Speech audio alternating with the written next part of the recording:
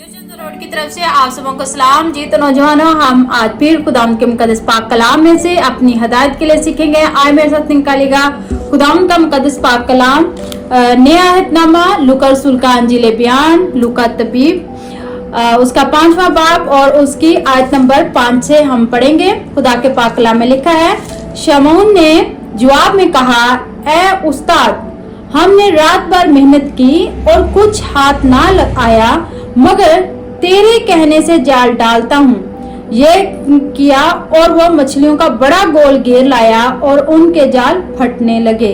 आमीन।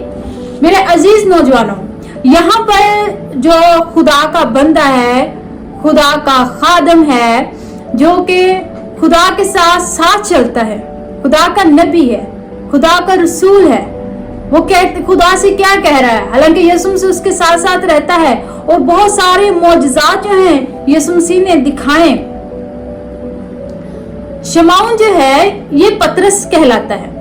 और देखें, पतरस ने कहा, अब यहाँ पर पतरस की सिर्फ कश्ती खाली नहीं थी, वो नाकाम हो चुका था। सारी रात वो इंतजार करता रहा, उसने बहुत कोशिश की, लेकिन कुछ भी उसके हाथ नहीं लगा। वो कोशिश उसने की, लेकिन कुछ ना हाथ आया।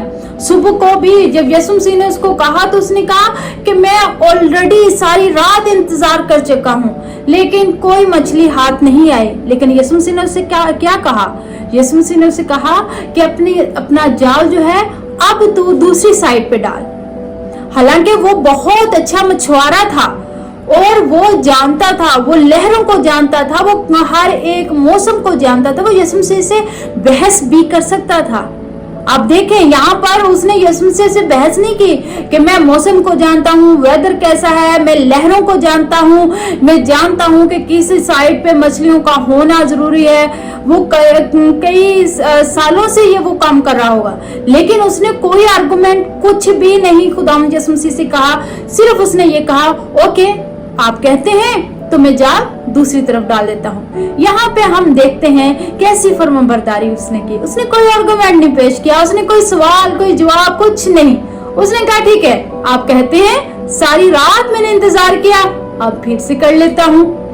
उसमें सब्र, उसके सब्र को चेक करें कि सारी रात जो इंतजार करता रहा जाल डालकर, वो फिर से सुबह को खुदावन से कहता है, तेरे कहने पर मैं ये कर रहा हूँ।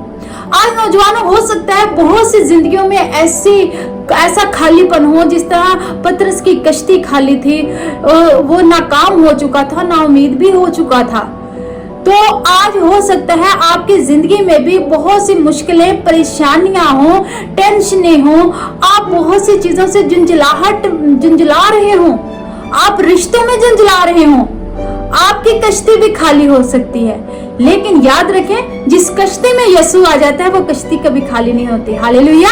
आज आप अपनी जिंदगी की कश्ती में यीशु को लेके आए, ताकि आपकी कश्ती खाली ना हो, बल्कि आप उन उम्मीदों से भर जाएं जिस तरह पतरस की कश्ती मछलियों से भर गई थी। फिर आप देखते हैं, फिर देखें आप उसको कि उसकी सिर्फ और सिर्फ कश्ती ही मछलियों से नहीं भरी, उसका रोजगार ही नहीं, बल्कि नई उम्मीद उसके अंदर आ गई। उसके अंदर सिर्फ और सिर्फ नई उम्मीद भी नहीं आई, उसका रोजगार भी अच्छा हुआ, उसकी जिंदगी में एक खिदमत भी आई, उसकी जिंदगी जो है बरकतों से भर गई। खुदा ने उसको बरकत पर बरकत दे दी। हमारी जिंदगी, अगर हम मिनिमम छोटा सा काम भी, देखिए फर्माबरदारी कोई बड़ा काम नहीं है, सिर्फ इसको समझने, सोचने और इसको अपनाने की जरूरत है। अगर आप में फर्माबरदारी आ जाती है तो आप भी बरकत नहीं बल्कि बरकत पर बरकत पाएंगे। फर्माबरदारी सिर्फ बरकत को नहीं लेके आती, फर्माबरदारी बरकत पर बरकत को लेके आती है। आप पतरस की जिंदगी पर गौर करें कि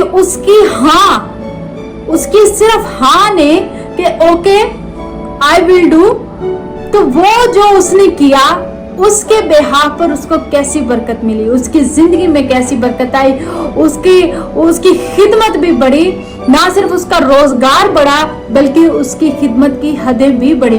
खुदा ने उसको खिदमत के लिए भी चुन लिया।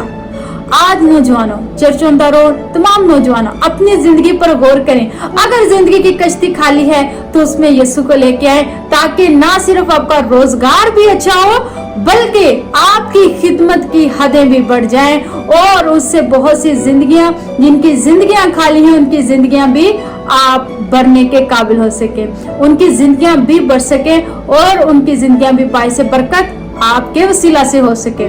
तो नौजवाना, आज का कलाम हम सबों के लिए बाइसे बरकत ठहरे। God bless you all.